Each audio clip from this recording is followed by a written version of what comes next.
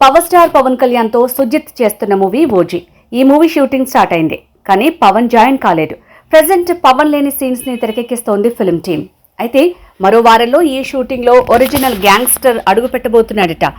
పవన్ ఎంట్రీతో ఈ movie complete అయినట్టేనా అంటే లేదంటున్నారు. కేవలం ఈ షూట్ లో పవన్ అలానే villain Emraan Hashmi scenes shooting start అవుతుందట. ఒక 10 రోజుల షూట్ తో హీరో విలన్ మధ్య సీన్స్ కంప్లీట్ అవుతాయంటున్నారు.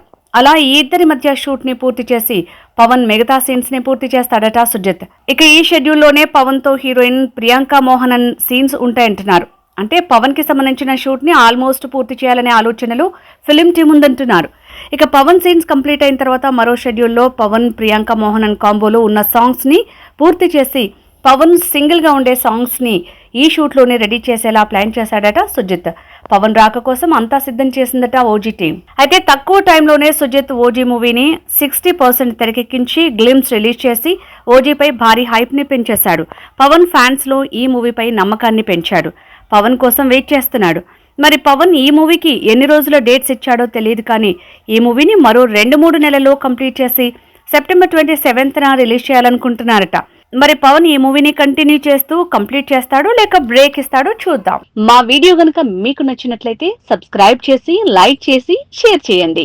Thank you.